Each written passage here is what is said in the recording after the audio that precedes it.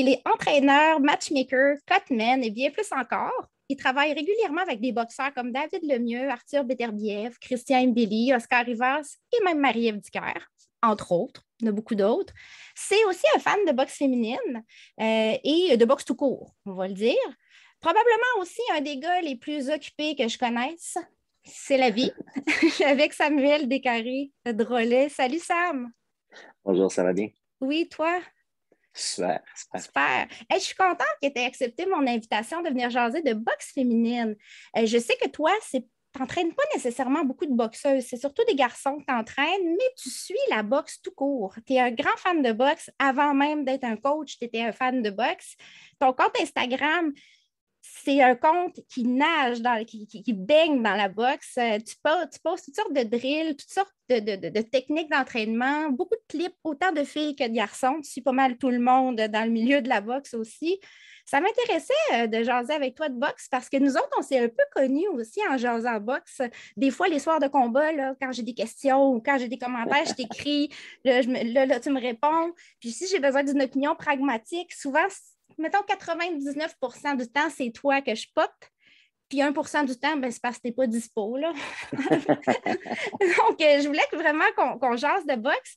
Puis là, tu as plusieurs chapeaux, tu vois, comme j'ai dit, hein, coach, Ouais. cutman, fan de boxe. Ça se peut que je te demande de mettre différents chapeaux dans la discussion si ça ne te dérange pas trop. Il n'y a pas de problème, mais pour l'instant, c'est une casquette. C'est une casquette, c'est correct. Tu mettre ta casquette de coach. Là, c'est la casquette de coach ou de fan qu'on a. En fait, en ce moment, ouais, c'est peut-être plus de fans OK. de boxe parce qu'on discute comme ça, là, un gros fan de boxe. Juste pour que les gens qui ne te connaissent pas encore beaucoup, parce qu'ici au Québec, tu es quand même connu, les gens savent t'es qui, ceux qui aiment la boxe savent t'es qui, mais pour ceux qui ne connaissent pas nécessairement, qui ne connaissent pas du Québec, explique-nous un petit peu, je veux juste qu'on fasse le tour un peu de quitter. Comment tu as commencé à t'intéresser à la boxe? C'est quoi ton parcours pour devenir un entraîneur de haut niveau? Parce que tu es quand même aussi, tu t'entraînes, tu as tes propres clients, mais tu es aussi un des bras droits de Marc Ramsey. Tu as des gros boxeurs, il y a des gros boxeurs au gym de Marc. Tu travailles avec des gens très, très, très connus ou en montée à tous les jours. C'est quoi ton parcours un peu pour nous Euh, En fait, clarifier?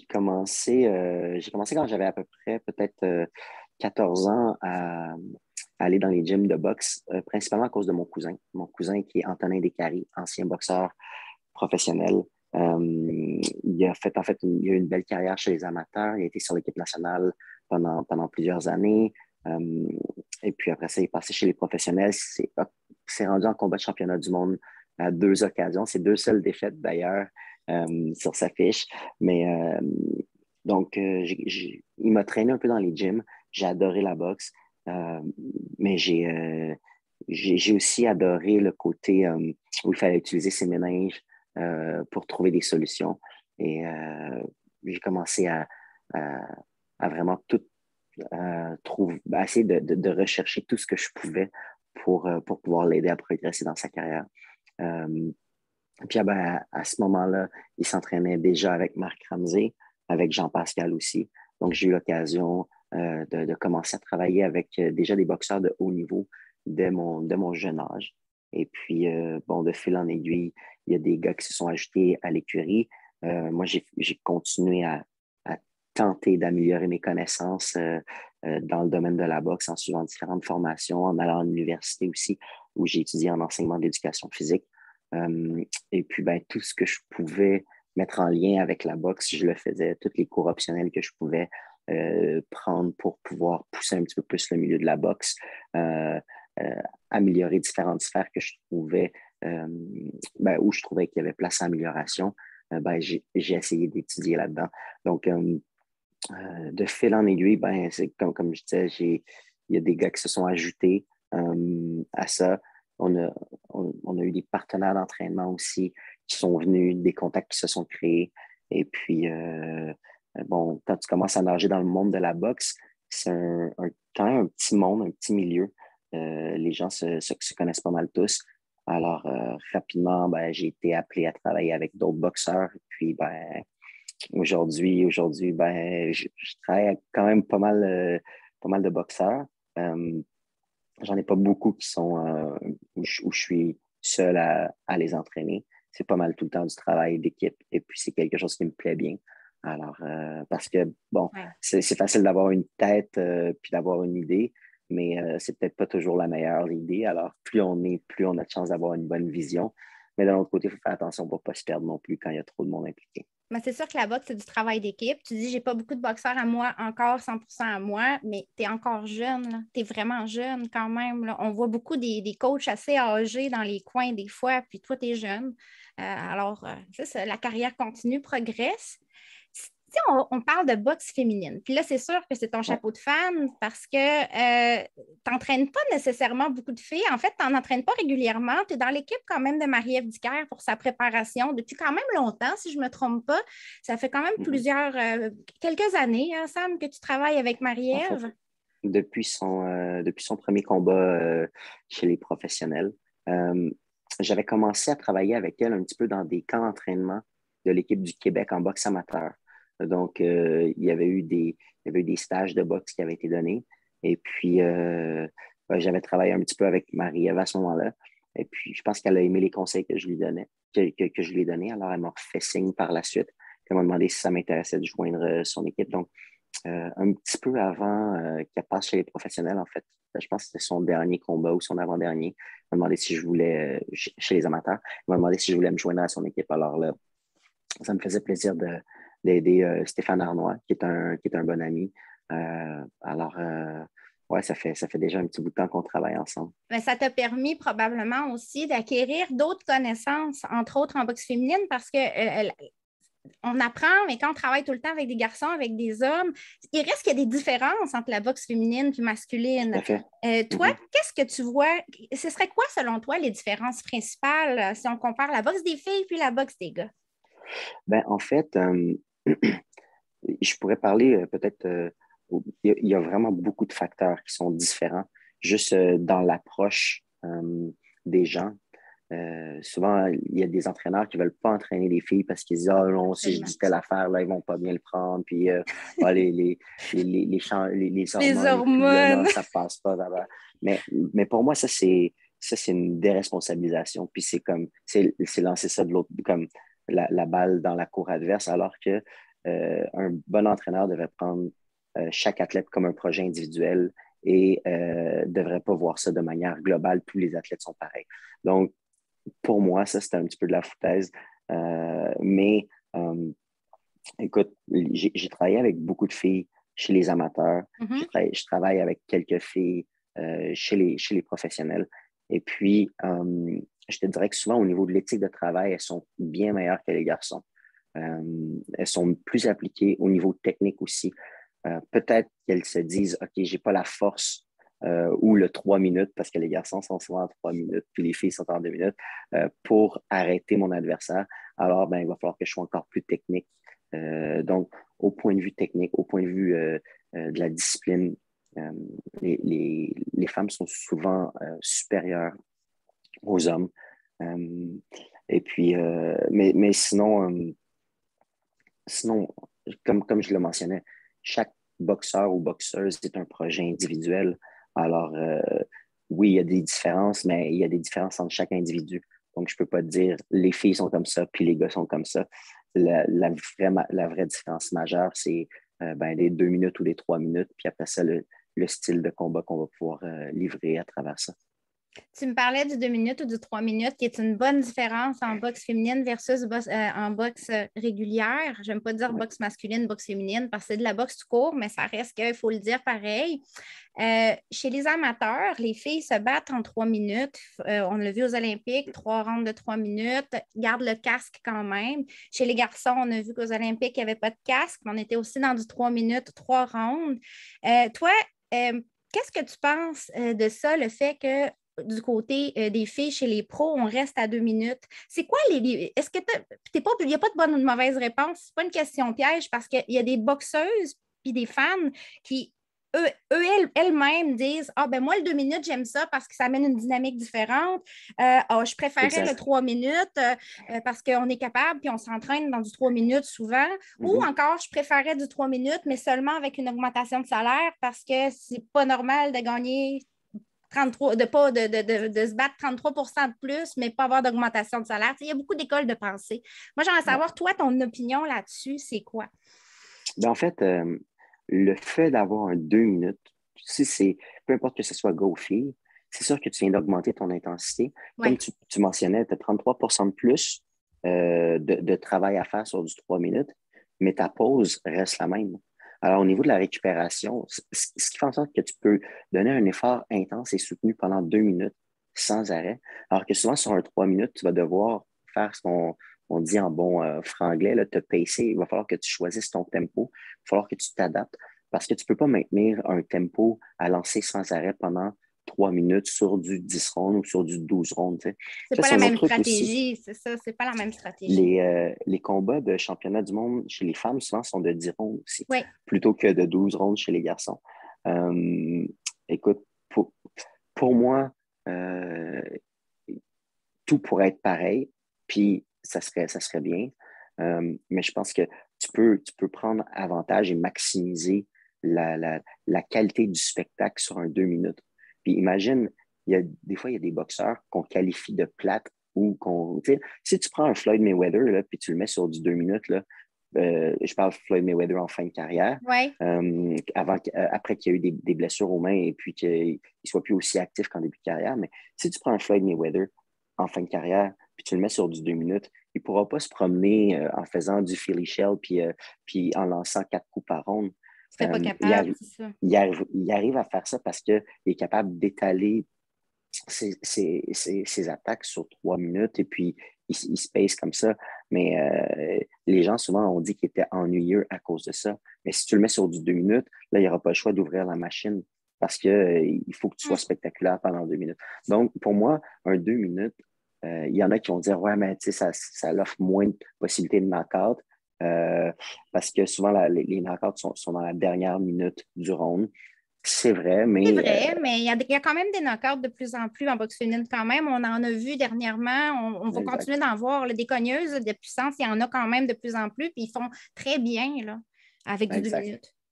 tout à fait, Euh, tout à fait. j'ai une question pour toi, toujours en lien avec le 2 minutes. Oui, Il y a beaucoup de boxeuses qui m'ont dit ah, moi, là, j'aimerais ça aller vers du 3 minutes. Je m'entraîne de toute façon sur du 3 minutes. Je fais du sparring sur du 3 minutes. Puis moi, ça m'amène une autre question. Ça m'amène un autre point. Je me dis comment ça se fait qu'ils s'entraînent? C'est quoi cette stratégie-là? Je ne la comprends pas toujours de s'entraîner sur du 3 minutes quand tu vas te battre sur du 2 minutes. Il y a des boxeuses qui ne font que s'entraîner sur du 3 minutes et se ouais, parer sur du 3 minutes, mais à la fin, ils vont transposer une stratégie sur du 2 minutes le jour du combat. Il y en a d'autres qui vont faire les deux. Hein. Ils vont ouais, mélanger de l'entraînement intense en 3 minutes pour travailler vraiment l'endurance. Puis ils vont aussi quand même faire du sparring de haute qualité sur du 2 minutes pour peut-être préparer les combats. Mais je ne sais pas, toi, qu'est-ce que tu en penses? Selon toi, là, mets ton chapeau de coach là, ou ta casquette de ouais. coach, qu'est-ce qui est le plus efficace? Puis pourquoi? Ben, en fait, pour moi, de ce que j'en connais, et puis ça ne veut pas dire que c'est la bonne réponse, je n'ai pas Non, la vérité infuse, mais euh, écoute, plus on est proche du combat, plus tu veux être réaliste dans ton approche. c'est ça. Donc, éventuellement, on va aller toucher, disons que, bon, il y a un combat de 10 rondes, on va aller toucher un 10 rondes de sparring. Ben, on va faire un 10 rondes sur du 2 minutes parce que c'est le tempo que tu dois avoir, c'est la stratégie que tu dois mettre en place sur du 2 minutes. Mais en début de camp d'entraînement, lorsqu'on va travailler plus en phase d'endurance, à ce moment-là, tu peux aller chercher du 3 minutes. Il y en a des fois qui vont faire du 4 minutes. Canelo, des fois, il s'entraîne même sur du 5 minutes. C'est Tu sais, vrai. donc ils vont faire ça en début de camp. Mais plus tu vas te rapprocher de ta date de combat, plus tu vas devoir avoir une situation qui est réaliste. Alors, à ce moment-là, on va raccourcir le temps. Il y en a aussi qui vont couper les pauses. Oui. Euh, à ce moment-là, c'est vraiment au niveau de la récupération. Ils essaient d'avoir la meilleure récupération possible dans le plus court laps de temps. Mais encore une fois, des fois, ça peut être un petit peu trompeur parce que dans ton round, tu ne voudras pas te pousser au maximum en te disant, ouais, mais j'ai juste 30 secondes de pause. Alors, cependant, si tu arrives à le faire, si tu arrives à te pousser au maximum, puis tu as 30 secondes de pause, puis tu te reposes au maximum, puis tu as 30 secondes de pause, quand tu arrives à 1 minute de pause, tu as l'impression d'avoir une éternité, puis tu es comme neuf pour repartir comme neuf, tout dépendamment. Oui, mais dans voilà. le fond, qu'on soit un gars ou une fille, c'est toutes des stratégies qui s'appliquent.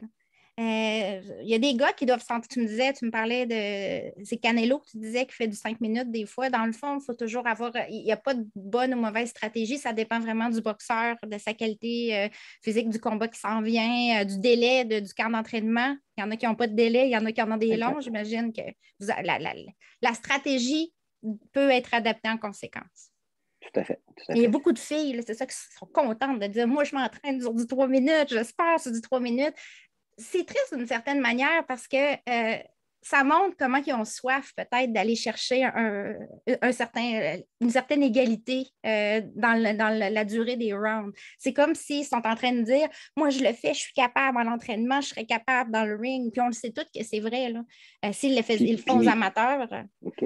Et pourquoi on ne ferait pas le contraire? Pourquoi on ne mettrait pas les gars sur du 2 minutes? Ça, c'est une autre question. C'est une autre question que j'ai entendu des débats là-dessus, Sam. Je n'ai entendu des débats, là, ça chiale. Écoute, il n'y a pas si longtemps que ça, c'est Donald Trump qui voulait qu'on remette des 15 rounds.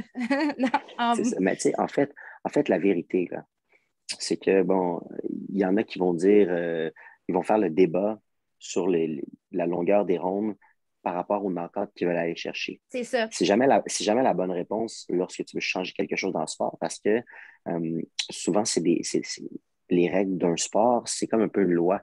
Ça doit être voté. Mais si tu arrives et tu dis, ben, c'est parce qu'on veut maximiser les dommages infligés à l'adversaire, c'est pas une bonne réponse. Et c'est sûr que tu vas te faire barrer le chemin. Dans les deux sens, hein? Dans les deux sens, dans le fond. Si, par exemple, tu y vas pour l'égalité, là, tu dis, ben, écoute, moi, c'est un concept égalitaire. Les garçons font du 3 minutes, les femmes devraient avoir du 3 minutes. On est rendu là dans notre société, comme on ne vit plus dans les années 1800. Je pense que on peut aller de l'avant. Tout le monde devrait être au même pied. C'est pas le même argumentaire, effectivement. Là. À ce moment-là, ça passe mieux.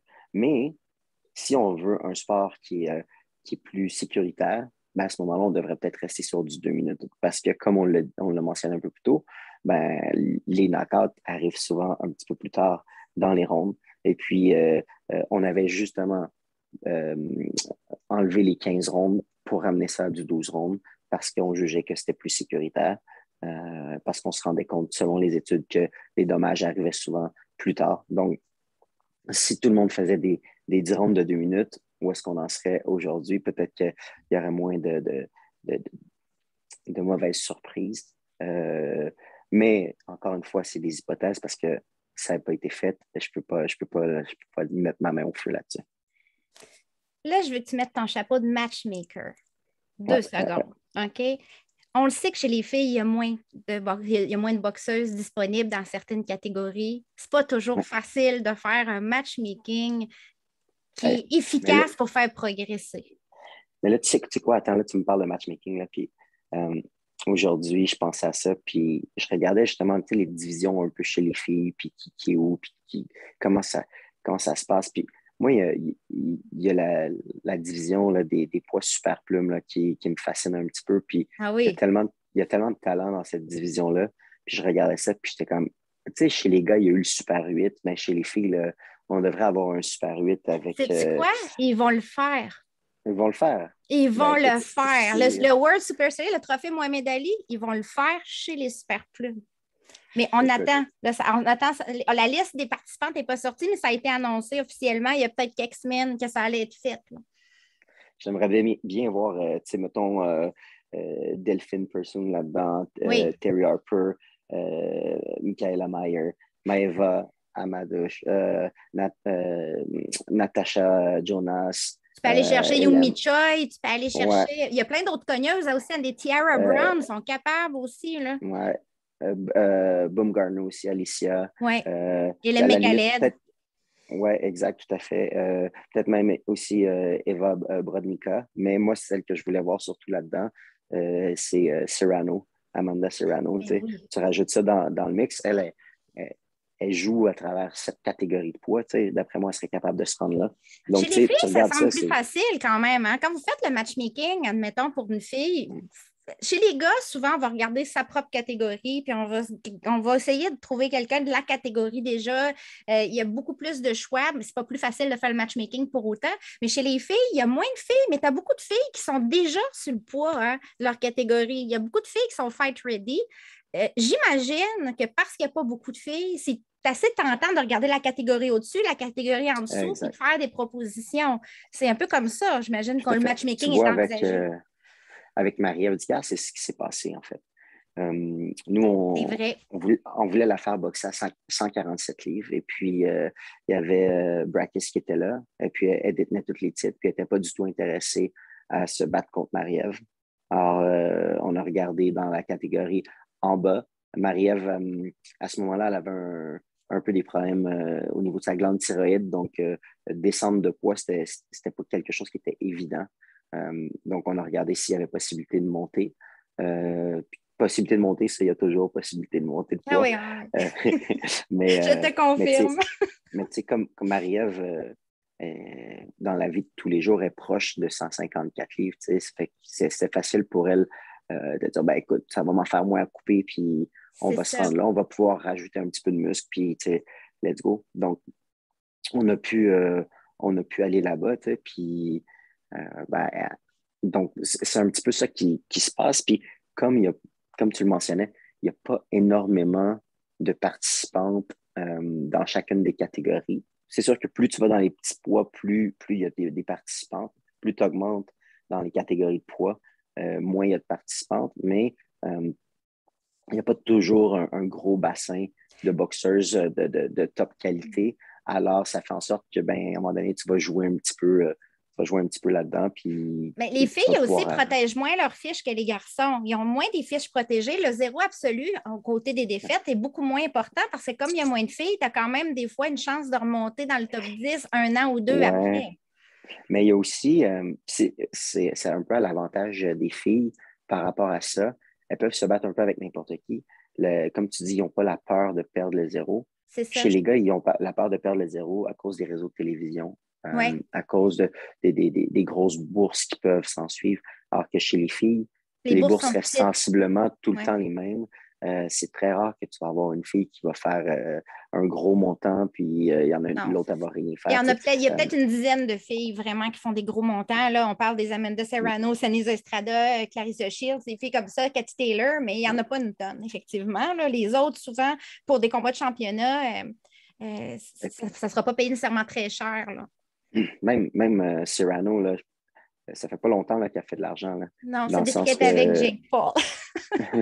non, mais avant ça, elle n'en faisait pas. Avant ça, Non, tu remontes à il y a 5 ans, Cyrano était championne du monde déjà, puis elle faisait pas des gros chèques, là, tu sais. non, c'est ça. Puis même Fait que, des filles comme Clarissa Shields qui sont mhm, Clarissa Shields, c'est un phénomène, Clarissa Shields. On va en reparler un petit peu tantôt. On va faire un ouais, détour, puis on va revenir, là. Mais c'est un phénomène. Mais je ne pense pas qu'elle a déjà gagné 1 million pour une ouais, bourse. Ce qui n'est pas logique quand on regarde ça. On comprend que les réseaux de TV, tout ça, là, fait la demande. Mais ouais, comme tu dis, les filles protègent moins leur zéro absolu parce qu'elles savent qu'elles vont avoir peut-être une opportunité, même si elles perdent. Si elles donnent une bonne performance, elles vont se faire rappeler. exact. Elles vont se faire rappeler, elles vont monter plus vite après. Une défaite n'empêche pas quelqu'un d'aller en championnat du monde.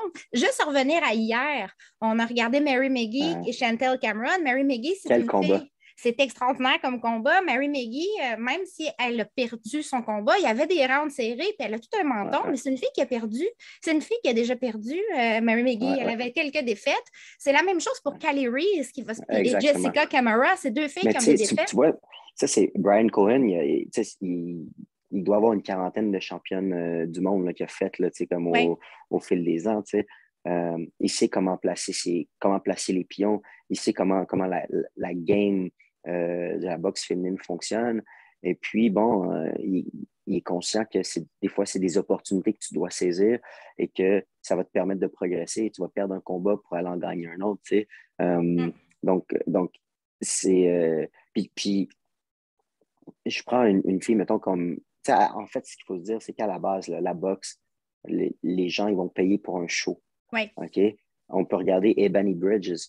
En ce moment, tu sais, comme elle fait sensation, elle a perdu déjà. Elle n'a pas un gros bagage amateur. mais elle offre un spectacle. Les gens, ils veulent la voir parce que elle est jolie, parce qu'elle elle sait se vendre, elle sait se elle sait vendre se et vendre, mais elle est elle a un capable de style se guerrier battre. aussi, tu sais. Puis elle est capable de se battre. Elle Elle donne ne son reculera pas cœur. dans un ring, Non, exactement. non, non, c'est Elle ça. sort de là, le visage à moitié défait, tu sais, puis Elle elle a a tout peur de donné. rien, C'est puis elle sait c'est se ça. vendre. C'est quoi les défis? On parle de savoir se vendre. C'est quoi les défis, là, selon toi, de la boxe féminine dans les prochaines années? Les gros défis. Puis ça, il n'y a pas de bonne ou mauvaise réponse, on ne le sait pas. Moi, de mon côté, je pense que c'est ça, le marketing va être vraiment important. Essayer de trouver des tribunes intéressantes pour mettre des bons combats pour que Ben, les gens commencent à en vouloir plus. Là. je pense qu'Eddie Hearn il a déjà enclenché le pas. Ouais. Tu sais, comme hier, justement, le combat final, c'est un combat de filles, de femmes. Tu sais. Savannah Marshall, il me semble, si je ne me trompe pas, Chez à son Boxer, dernier combat, elle est la vedette. Oui. c'était elle qui faisait la finale aussi. Un autre combat comme ça, hier, il y avait Barbie Juarez contre Jackie Nava Tout qui à se fait. battait. C'était la Mhm. finale. C'était un aréna Exact. plein à Tijuana et c'était sur la télé publique au Mexique. Donc, c'était vraiment tout le Ouais. monde voulait le voir. Fait qu'il s'était diffusé sur TV Azteca. Mhm. Un gros événement Donc, aussi. tu vois, je pense que ça commence à prendre sa place, mais on n'est pas encore tout à fait là, mais de plus en plus, les gens réalisent que la boxe féminine, ça peut être de la boxe de très haut niveau. Euh, et puis, les gens commencent à en suivre aussi par rapport aux Olympiques. Oui. Ça fait pas longtemps qu'il y a de la boxe aux Olympiques. Là, c'est le Non. troisième Olympique où il y a de la boxe féminine. Il y a plus de catégories aussi maintenant, ce qui va amener Exactement. des bonnes filles avec un bon background amateur chez les pros, des filles comme Tout à O'Shea fait. Jones qui sont chez les welter, des Exact. poids plus lourds où il n'y a pas beaucoup de profondeur présentement chez les pros. C'est toutes des filles qui vont arriver avec un background de compétition de très, très haut niveau qui vont swinguer chez les pros bientôt. Là. Exactement. Puis, tu sais, en termes au niveau de la promotion, tu vois, l'équipe en Angleterre, ils avaient quand même une bonne équipe cette année Ouais. aux Olympiques au niveau féminin. Donc, tu sais, un gars comme Eddie Hearn, justement, qui essaie de pousser la boxe féminine un petit peu plus, probablement qu'il va être capable d'aller en chercher puis les mettre sur des cartes ou sous contrat. Il y avait On aussi parle de l'équipe de Prosec, là, c'est ça? Ouais. Ouais. Il y avait aussi l'équipe australienne qui avait des bonnes boxers quand même qui ont fait un bon cheminement. Tu sais, vu qu'elle parle anglais, peut-être que, bon, Eddie Hearn va être intéressé. Ou, tu sais, je parle de Eddie Hearn parce que pour l'instant, c'est probablement le plus en Oui, vogue. c'est Mais lui tu qui sais, il en y met a le plus. Bob Arum et tout ça. Bob Arum aussi fait son travail. PBC, ils ont déjà mis Gabriela Fundora sur 2 de leurs shows, mais pas signé chez eux, Ouais. puis c'est pas parti pour ça. Ils n'ont pas de femmes. Il Ouais, reste je encore pense que des. c'est plus pour Samsung Ouais, qui font ça, tu sais, exactement. C'est des services ou- rendus. ouais. C'est un peu ça. On parlait d'Olympique, on parle de jeunes boxeuses. Toi, si tu avais des noms à dropper de filles qu'il faudrait suivre dans les prochaines années, y en a-tu quelques-unes que tu dis, moi, je pense qu'elle va émerger, là, puis elle va devenir quelque chose chez les pros ou chez les amateurs aussi, là? Ben, écoute, je veux pas dire de nom tout de suite parce que moi, j'ai une liste de boxeurs aussi, là, tu sais, comme, je veux pas, on fait, tu sais, moi, j'entraîne des boxeurs, puis Oui. des fois, je vais en chercher des rangs amateurs pour les amener chez les professionnels au Canada avec des offres de contrat ou des trucs comme ça. Je veux pas nommer de nom parce que j'ai une liste, puis je voudrais pas que ça parte ou me faire voler mes candidates. Mais j'ai vu vraiment de la belle boxe cette année aux Olympiques. Et Moi, je vais puis, te dire certains noms que j'aime, OK? C'est des ouais, noms que j'aime, puis ça se peut qu'ils ne soient pas sur ta liste, là, mais des noms que moi, je surveille, OK? Il y a O'Shea Jones, c'est tout à sûr. fait. Elle va passer pro, sous peu pro. Elle va passer Ouais. pro sous peu. O'Shea Jones, je pense que c'est le genre de fille qui va exciter les foules chez les pros. C'est quelqu'un qui a beaucoup de profondeur, qui a un gros coffre à outils bien plein, puis qui a une personnalité assez intéressante aussi. Puis la catégorie, comme je disais, chez les welter, c'est une catégorie qui n'a pas beaucoup de profondeur. Plus il y a des filles comme elle qui vont passer pro rapidement, plus la catégorie va devenir intéressante à suivre, plus intéressante à suivre. Exact. Surtout quand on parle de bon matchmaking, là, de bon match-up. Là. Ouais, ouais. elle a aussi une bonne claque. Oui. Elle sait se faire respecter dans le ring. Elle a une belle vitesse, elle bouge bien. Elle est intelligente aussi. Elle sait aller à la guerre si elle a besoin d'aller à la guerre. Elle est quand même bien entourée. Elle est très résiliente aussi. Puis c'est une autre question que j'ai pour toi. On parle de boxeuse, mais ça s'applique aussi pour les boxeurs. Vous autres, en tant qu'entraîneurs, là, est-ce que c'est important de connaître le background personnel d'un boxeur ou c'est pas si important que ça rendu au gym? Puis je m'explique. Une fille comme O'Shea Jones, elle a vécu toutes sortes de choses. Une fille comme Clarissa Shields a vécu toutes sortes de choses et j'ai l'impression que leur passé a un peu bâti leur résilience, leur endurance, leur focus, puis un peu leur mindset. Euh, je sais qu'il y a des coachs qui disent des fois, moi, ce qui se passe à la maison, c'est chez toi. Ce qui se passe ici, c'est autre chose. Mais quand on est rendu à un haut niveau, est-ce qu'on ne peut pas utiliser ça comme un tremplin pour aller renforcer un athlète ou pour faire sortir le meilleur d'un athlète? Mais tu vois, moi, je pense que ça serait une erreur en tant qu'entraîneur de dire ce qui se passe à la maison, ça reste à la maison, puis ce C'est qui se ça. passe dans le gym, c'est le gym. Parce que, bon, il y a tout le temps plusieurs aspects à prendre en considération. Tu vois, nous, quand on commence un camp d'entraînement, il y a tout le temps des facts. Comme on a tout le temps 5 checkpoints on doit regarder. Il y a tout le temps le côté physique en premier. Si le côté physique n'est pas correct, on ne commence pas le camp d'entraînement, on ne signe pas de contrat. Ensuite de ça, il y a le côté environnemental. Donc, comment ça se passe justement dans ta vie? Ouais. C'est quoi ton environnement? Est-ce que tu es bien entouré? Tu sais? Ou est-ce que justement, ta mère est sur le point de se suicider, ton père est un T'es-tu tout le temps alcoolique, dans le puis trouble, tu il sais, fait. c'est ça. Ouais, c'est ça. Donc, tu sais, on a plein de points à checker comme ça avant de pouvoir prendre un combat pour savoir dans quel état notre boxeur ou notre boxeuse va se présenter. Puis, est-ce qu'il va être capable de se présenter à chaque entraînement aussi? Quand tu n'es pas stable à l'extérieur dans ta vie, c'est difficile d'arriver à être stable à l'entraînement aussi. Donc, un entraîneur ne doit pas nier ce qui se passe à l'extérieur, mais doit s'en servir un petit peu comme d'un tremplin pour améliorer la situation de son boxeur. Et puis, donc, pour moi, c'est vraiment important de savoir ça. Puis d'un autre côté, tu vois, ça, c'est un autre truc aussi qu'on fait.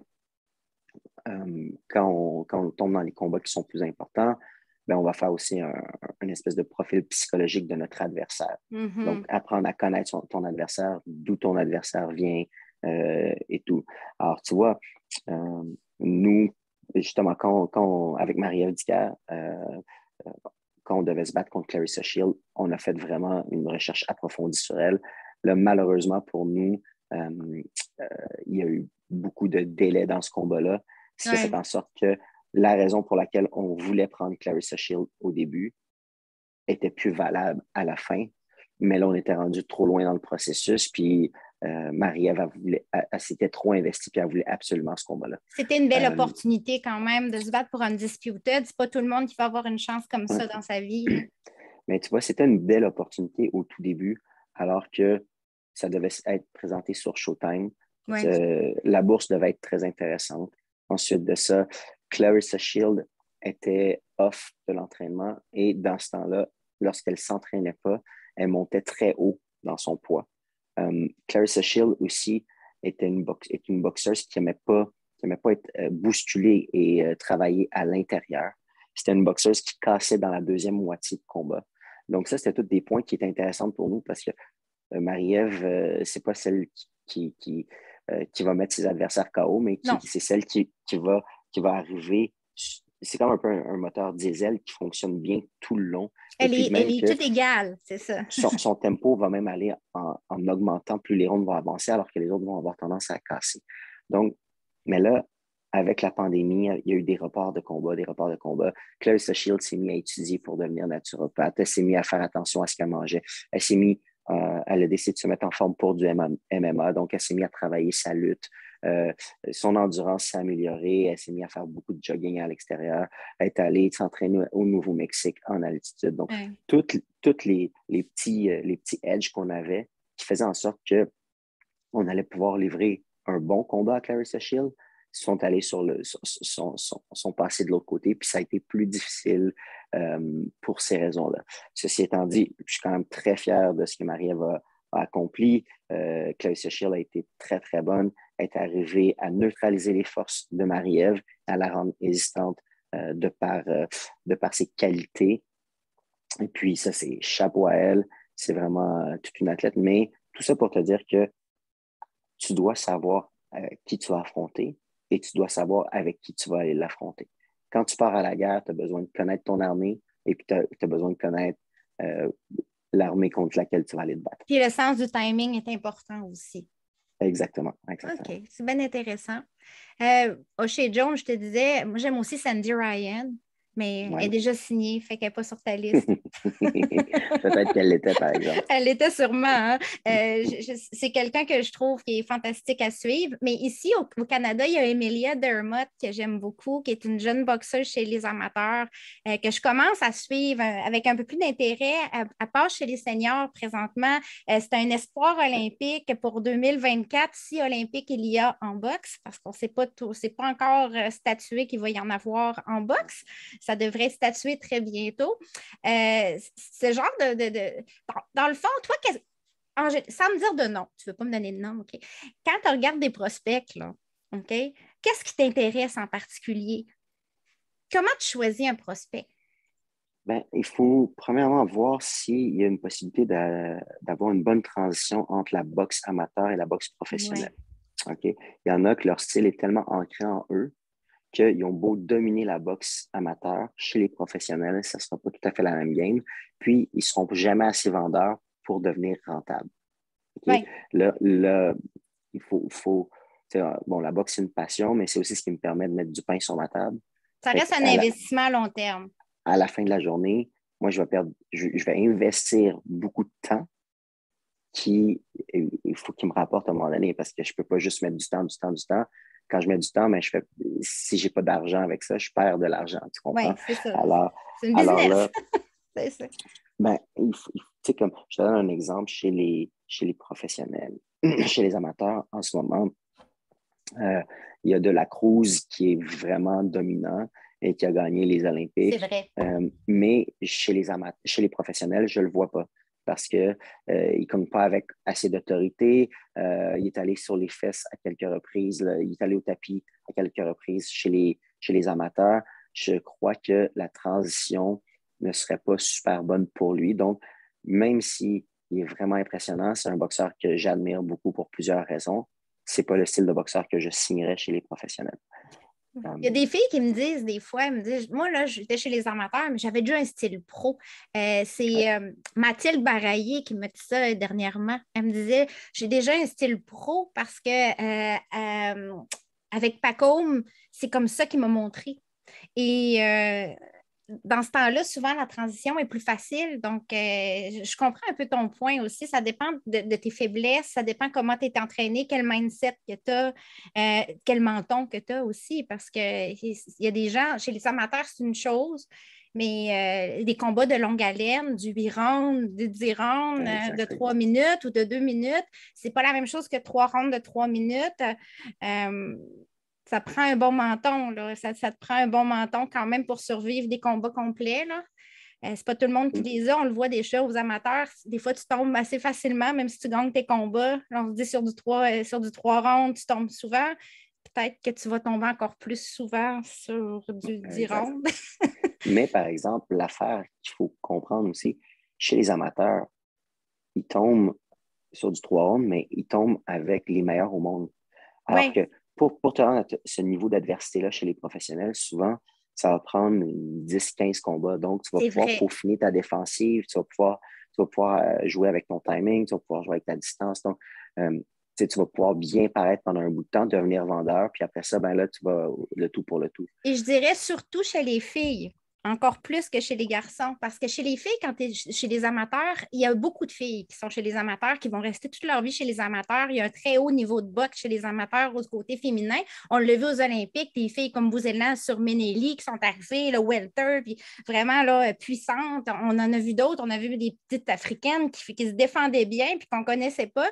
Là, tu arrives chez les pros, puis tu as souvent des filles qui commencent à 15 ans direct chez les professionnels et qui n'ont pas fait qui n'ont pas fait le volume de combat d'une personne qui est allée chez les amateurs devant le même type d'adversaire. Quand tu es une Mexicaine, au Mexique, il y a un paquet de filles qui boxent, qui ne sont pas toutes classées sur BoxRec, mais ils boxent, ils ne sont pas nécessairement entraînés pour. Ils le font souvent pour manger ou parce que c'est comme ça, tout simplement. On a tendance à mettre sur un piédestal la boxe pro, mais c'est pas si simple que ça de trouver des bons adversaires de façon régulière versus chez les amateurs où tu as tout le temps le même bassin de filles de qualité dans des tournois, puis tu te bats plus qu'une fois en 2 semaines. Là. Souvent, quand tu es dans un mode tournoi, tu vas voir, tu fais peut-être des combats de 3 rounds, mais tu vas en faire 3 ou 4 dans un combat, dans un tournoi. Tu dois refaire le poids à chaque fois aussi. À chaque fois. Chose qui est plus difficile. Donc, tu ne peux pas te déshydrater au maximum, puis te réhydrater le lendemain, puis te déshydrater en 24 heures. Des fois, tu te bats 2 fois dans la même journée. Quand tu commences, tu es au gant doré. C'est comme ça que ça se passe. Effectivement, les gens ont tendance à ne pas voir ça de cette manière-là, de voir, chez les pros, c'est au-dessus, on gagne de l'argent avec ça. Mais non. Je dis tout le temps, c'est pas le même sport, la boxe amateur puis la boxe pro. Oui, il y a des bases qui sont similaires, mais c'est vraiment pas le même univers. C'est vraiment pas le même univers. Mais tu vois, là, on dit tu gagnes de l'argent en boxe pro puis boxe amateur. Il y a des boxeurs qui vont faire plus d'argent en étant amateurs que chez les professionnels. Comme par exemple Camilleri, qui était un poids lourd italien. Lui, il faisait à peu près 1 million par année chez les amateurs. Puis pour faire ça, chez les professionnels, il aurait dû faire plusieurs combats. C'était vraiment... quand tu es établi sur l'équipe amateur, je suis pas mal sûr que des filles comme, mettons, Cathy Taylor, elle devait avoir un cachet intéressant chez les amateurs. Les Ouzbeks, je pense, les boxeurs ouzbeks, quand ils reviennent des Olympiques avec une médaille, je pense qu'ils se font offrir une maison, une voiture, une bourse, des contrats publicitaires. C'est la grosse chose. Exact. Donc, ça peut être monétisé aussi. Là, il faut faire attention à ça. Souvent, même chez les professionnels, tu perds 1 ou 2 combats, puis après, tu n'en feras plus du tout d'argent. Alors qu'en boxe amateur, dans un tournoi, tu te rends en finale, tu perds, c'est pas grave. Tu prends le prochain tournoi, tu te rends en finale, tu perds. Tu es quand même dans le top, puis tu représentes ton pays. Donc, tu as certains avantages qui sont là. C'est qui, selon toi, la boxeuse qui a la plus grosse cogneuse de puissance présentement chez les pros? Écoute, en termes de puissance, là, j'ai un petit peu de difficulté à dire. C'est sûr que, moi, j'ai un gros... OK, bon. Je ne sais pas comment amener ça. Amanda Serrano, c'est sûr que quand tu regardes ce qu'elle fait, mais c'est plus un travail de destruction. Elle va Maeva aussi, c'est une fille qui va lancer un gros volume de coups. Ils vont faire mal à leurs adversaires, puis éventuellement, les adversaires soit vont tomber ou soit vont abandonner. Après ça, sinon, en termes de puissance, je ne peux pas vraiment passer sous silence le crochet de gauche de Jelena Mrdjenovic, la Canadienne qui a été championne dans plusieurs catégories. Ce coup-là, il est destructeur. Oui, c'est ça. C'est un gros crochet de gauche. Sinon, en termes de puissance chez les filles, chez les femmes, avant, il y a quelques années, il y avait Anne Wolfe ou Christy Martin qui étaient des grosses cogneuses. Là, Anne Wolfe, c'était la mienne, ça, c'était ma préférée. Maintenant, de nos jours, je vois plus vraiment des coups comme ce genre de puissance-là. C'était des cogneuses à la Mike Tyson, Anne Wolfe, Christy Martin. Je comprends que l'adversaire était plus faible. Il n'y avait pas des adversaires de très haut niveau, mais ça reste qu'on le voyait. Là. On voyait la technique, l'élan, le mouvement. Ça ressemblait, c'était comme Mike Tyson en femme, d'une certaine manière. Exact. C'est comme ça que je le vois là aussi. Qui est la boxeuse, selon toi, qui est la plus outillée? On parle de coffre à outils global. Il y en a qui parlent de Cathy Taylor, il y en a qui parlent de Delphine Pearson. Il y a plein de noms que j'entends souvent en parlant de coffre à outils. Écoute, c'est difficile parce que tu sais, je veux pas rabaisser une boxeuse en disant elle a un bon coffre à outils, mais tel aspect, à mes yeux, n'est pas complet. Tu sais. Donc, celle qui a le meilleur coffre à outils présentement, je dirais que c'est Savannah Marshall, de par sa technique, de par son allonge, de par sa Savannah qualité de Marshall, boxeuse. je trouve ça très intéressant comme réponse. Je la trouve, probablement, je pense que c'est elle qui est la mieux outillée présentement. Euh, tu sais, mettons, Cathy Taylor, des fois, quand c'est des filles qui mettent une pression constante, elle peut avoir de la difficulté. Sinon, c'est sûr que Clarissa Shield est vraiment, vraiment très bien outillée Mais aussi. c'est pas une cogneuse de puissance. Il manque cet outil-là. Exact. Moi, c'est comme ça que je le Exact, vois. exact. Exact. Puis souvent, dans la deuxième moitié de combat, justement, elle a de la difficulté à appuyer sur l'accélérateur à nouveau. Euh, pour l'instant, celle que je trouve qui est peut-être la plus complète, c'est Savannah Marshall. Mais tu sais, sa carrière est encore jeune chez les professionnels. Elle n'a Je, pas eu je, non plus un très haut niveau d'adversaire. Donc, on ne sait pas. C'est pas que ses adversaires n'étaient pas bonnes, c'est qu'elle n'a pas eu le même niveau d'adversaire que d'autres boxeuses. On parlait de Cathy Taylor, qui a toujours eu, depuis qu'elle est chez les pros, des adversaires coriaces, qui a eu une grosse carrière aussi amateur. Mhm, tout à Alors, fait. c'est difficile de comparer aussi parce qu'on ne sait pas comment elle va réagir face, mettons, à Clarissa Shields dans un futur C'est ça. proche. Mhm. C'est là qu'on va peut-être voir des choses, on va peut-être confirmer ou au contraire dire OK, face à tel type de pression, elle n'a pas les outils ou il en manque un petit peu. Là. Effectivement, elle est Mais, jeune. mais tu sais, Clarissa Shield, son seul combat qu'elle a perdu, outre dans les arts martiaux, là, mais Ouais. arts martiaux mixtes, mais à la boxe, c'était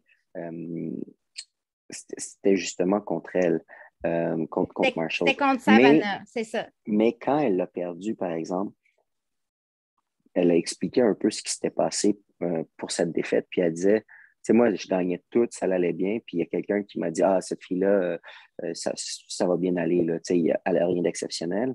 Alors, elle n'avait pas étudié son adversaire, elle est arrivée. Puis là, euh, Savannah Marshall est très grande.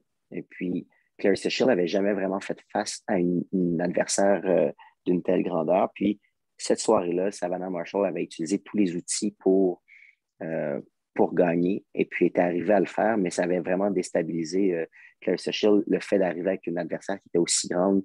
Elle n'arrivait pas à fermer la distance comme il faut. Dès qu'elle était rendue à l'intérieur, elle se faisait accrocher, elle se faisait brasser un petit peu. Donc, c'était intéressant. Tu sais. Maintenant, Clarissa Shield est beaucoup plus outillée. Le fait qu'elle ait fait des arts martiaux mixtes aussi va faire d'elle une boxeuse encore plus complète, c'est-à-dire qu'elle va moins paniquer à l'intérieur. Oui. Normalement, elle devrait être capable aussi de mieux gérer ses énergies sur une plus longue période. Donc, c'est un combat qui est très enlevant et que j'aimerais beaucoup, beaucoup voir. Là. Ça a l'air que ça s'en vient. Là, on parle de Clarissa Shields, on est dedans, là. Mettons, là, on va mettre ton chapeau de matchmaker encore, OK? Ouais. Clarissa Shields et Savannah Marshall devraient, en théorie, se battre l'une contre l'autre au mois de mars, avril. D'ici 6 mois, gros max, OK? Ouais. C'est ça qui est annoncé. Les deux sont signés chez Boxer pour ce combat-là. Les circonstances font que les deux vont se battre sur la même carte le 11 décembre prochain. Ils ont mis à Clarissa Shields une adversaire qui s'appelle Emma Kozin, qui est une bonne boxeuse quand même, Emma Kozin. On cherche un adversaire. Savannah n'a pas encore d'adversaire. Toi, là, en tant que matchmaker / coach de Savannah, Ouais. admettons que c'était toi. Quel type d'adversaire t'aimerais avoir pour Savannah le 11 décembre, toujours en sachant que le prochain, c'est Clarissa? Ouais. Qu'est-ce que tu penses Et, qu'il faudrait à Savannah comme prochain combat pour que ça soit en même temps une préparation pour ce qui s'en vient? c'est quoi, tu peux pas vraiment te préparer pour Clarissa Shield avec une autre boxeuse. Fait que là, il faut que C'est tu ça le regardes problème. qu'est-ce que tu veux améliorer chez Marshall ou qu'est-ce que tu veux lui faire voir. Tu veux-tu lui Okay? faire des rounds? Parce qu'elle avait Donc, tendance à finir ses combats vite. tu sais, j'aimerais ça. C'est des styles complètement opposés, mais je pense que j'aimerais ça voir euh, Christina Hammer contre Marshall. juste Ça pour ferait un voir un peu comparable aussi, hein? ouais, ça ferait un comparable. Mais là, bon, Hammer, ça fait longtemps qu'elle n'a pas combattu chez les professionnels. Non, Elle avait voulu aller aux Olympiques, ça n'a pas fonctionné, elle c'est est ça. retournée en Allemagne. Elle a battu la championne d'Allemagne pour aller aux Olympiques, mais je crois qu'elle bon, n'est pas parvenue finalement à se rendre aux Olympiques. Là, je ne sais pas si elle recommence à boxer ou si elle fait juste du fitness C'est et une tout. bonne question. Ça, c'est une question, laisse-moi checker là, pendant Alors, qu'on mais jase. ça serait intéressant de voir Hammer contre Marshall Oui. pour un comparatif et puis justement avoir un comparable. Et puis aussi, bon, regarder le timing de Marshall parce que Hammer, elle est plus grande que Shield, meilleure allonge un petit peu, va moins boxer en explosion, mais très, très bonne techniquement. Donc, écoute, je pense que. Puis sinon, ben, chez les middleweight, il n'y en a pas tant d'autres que ça. T'sais. Sinon, j'aimerais ça. C'est sûr que j'aimerais ça voir Shield contre une style de boxeuse un peu à la McCaskill pour voir qu'est-ce que ça ferait avec elle. Une grosse pressure fighter qui s'en fout de tes qui, puis qui s'en fout de ce que tu vas lancer, qu'elle va lancer. T'sais. Ça, j'aimerais ça voir ça. Mais il y a un trop gros écart de poids entre les deux pour que ça soit possible, Penses-tu à que mes yeux. Clarissa Shields, à 26 ans, elle a fait le tour de ce que la boxe peut lui offrir? Qu'est-ce que la Ben non, boxe peut lui offrir de plus? Parce que moi, Savannah là, Marshall. je me dis que c'est... Oui, Savannah Marshall, effectivement. Ça va être le gros test. Admettons qu'elle passe Savannah. Tu as réussi. On est dans la théorie, là. Admettons. C'est parce que ça devrait être dans les 6 prochains mois. Admettons que dans les 6 prochains mois, tout se passe comme prévu pour Shields. Elle gagne contre Emma Cousine, elle gagne contre Savannah de façon assez convaincante. Peut-être qu'il pourrait y avoir un rematch, je ne sais pas, peu importe qui va gagner. Ah ouais. Je m'attends à ce qu'il y ait peut-être une clause de rematch payante. 26 ans. On fait quoi après? Parce que Clarissa Shields, elle ne peut pas beaucoup descendre de poids. Elle peut monter. Elle peut Ben, se promener écoute, de 160 à 154 à 160 jusqu'à super middleweight. Là. après, peut-être que moi, je regarderais peut-être Raquel Miller qui pourrait donner quelque chose. Là, C'était ça des pourrait être ennemis jurés, ça, chez les exact. Chez amateurs. les amateurs, Mm-hmm. se sont souvent rencontrés et tout. Sinon, il y en a une autre que j'ai oublié son nom. Chez les amateurs, et puis elle se battait souvent contre Clarissa Shield aussi. Cruise the Je Zone? déteste. Non, c'est pas, Non, c'est pas Cruise the Zone, non? non. Écoute, son nom m'échappe, mais, euh, mais ça pourrait être un combat aussi. Là, euh, elle était très jeune lorsqu'elle s'est battue contre Shield. Là, elle a pris du galon un petit peu, elle s'en vient. Donc, ça pourrait être un combat. Mettons, là, Clarissa Shield, là, elle boxe contre. Elle a un combat qui s'en vient. Après ça, Oui, contre Marshall. Peut-être un rematch avec Marshall. peut-être. Donc là, on est déjà à 3 combats. Ça boucle la prochaine Donc là, année, là. Ouais. la prochaine année est remplie. Peut-être même la prochaine année et demie, selon comment, la vitesse à laquelle ça va. Une fois que ça s'est fait après, peut-être Raquel Miller. Donc là, tu es rendu à 2 ans. Là, ben, au bout de 2 ans, peut-être que ce qui s'est passé chez les amateurs, ils sont passés chez les professionnels, Oui, les Jeux olympiques et les tout. fameuses O'Shea Jones et compagnie, là, toutes ces Ça petites s'en vient, tu boxeuses qui sais. s'en viennent, oui. Donc là, ça va repartir. Elle va avoir pris de l'âge. Là, t'en as d'autres qui. Puis la motivation sera peut-être plus la même. Puis là, t'en as d'autres qui arrivent hyper motivés, qui sont jeunes, top shape. Donc, ça va peut-être peser dans la balance. Donc, d'après moi, il lui reste encore des combats à faire. Je pense qu'elle va monétiser ça un petit peu aussi, comme Floyd a su le faire. Floyd, à un moment donné, était rendu à son prime, puis il a bien choisi un petit peu ses combats. Il allait chercher des gens intéressants chez les plus jeunes, chez les plus vieux, puis il faisait ça. Je ne la vois pas se retirer rapidement. Écoute, elle a essayé le MMA.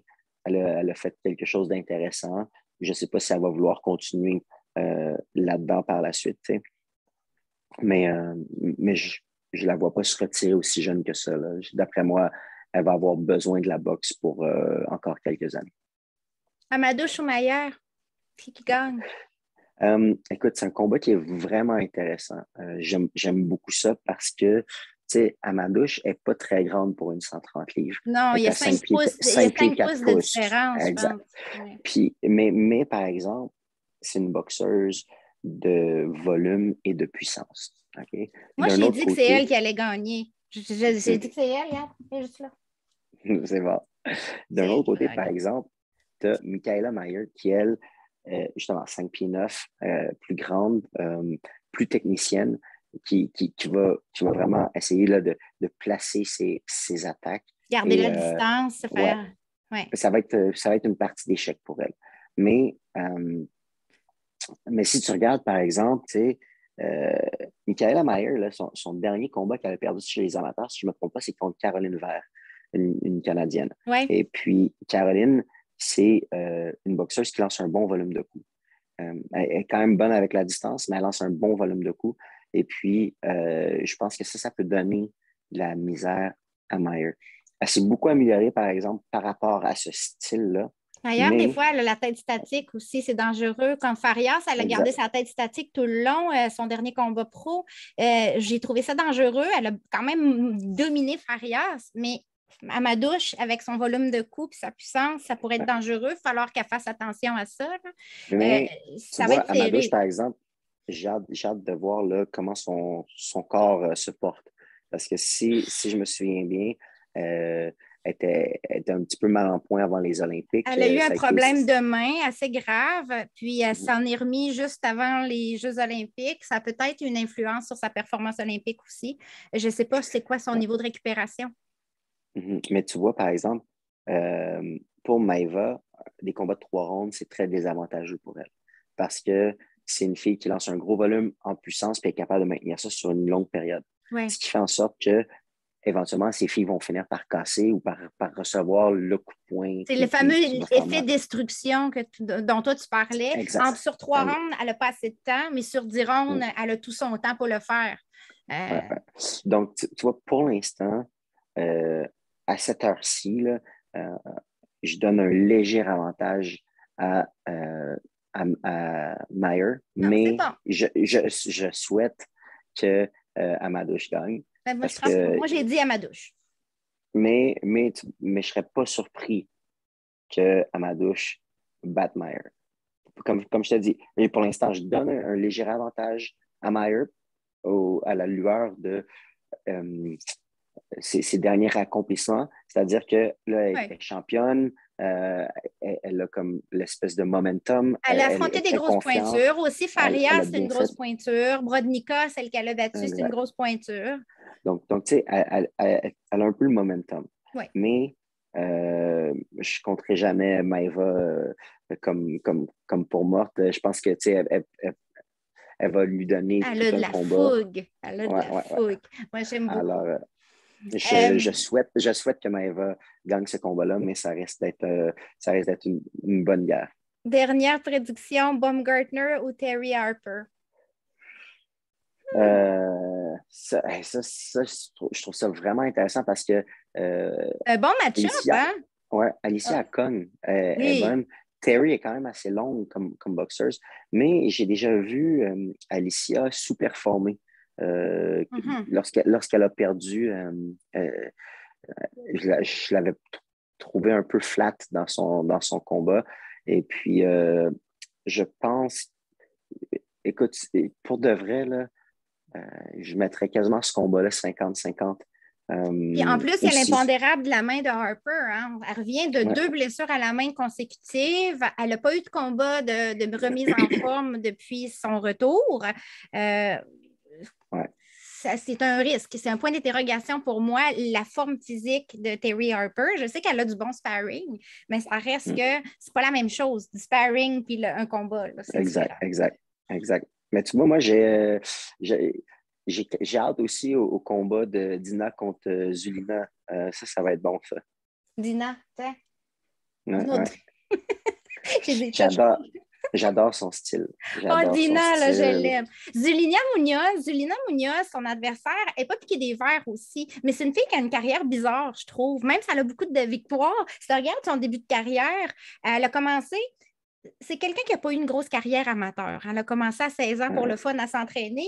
Puis, ils lui ont tout de suite mis des adversaires de son niveau, de débutante. Pendant comme les 2 premières années de carrière, dans le fond, elle a juste fait face à des filles qui faisaient des débuts pro ou des filles qui étaient 0-1, 0-2. Ouais. Mais c'était pour prendre l'expérience. C'est une fille qui avait pas Elle était boxé jeune. amateur, elle Ouais. était jeune. Après ça, elle a affronté une 17-1, je pense, une fille, une Allemande, si je ne me trompe pas, puis elle a perdu, puis elle est retournée pendant comme 4-5 combats sur des filles 0-1, 0-2, 0-3, puis elle les a quasiment toutes knockées. Puis c'est juste après qu'elle a pris son envol à avoir des victoires un peu plus convaincantes, un peu plus significatives contre des adversaires de meilleure qualité. On voit la première partie, ces 2 premières années, dans le fond, même quasiment, c'est jusqu'en 2017, là, elle a vraiment eu une carrière elle a vraiment appris. Chaque combat était pour apprendre, pour prendre de l'expérience. On appelle ça un peu du fast track, là, comme on dit. Astor est rendue au top. C'est une bonne adversaire, mais je pense que Dina est trop outillée pour Zelina Munoz. Exact. Très super vitesse, belle explosion.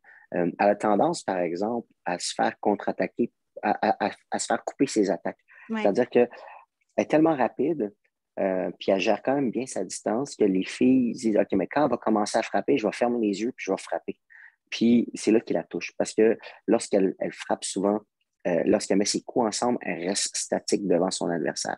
Si, par exemple, elle décide de lancer une petite explosion, ou bien non, un coup unique, est très difficile à toucher.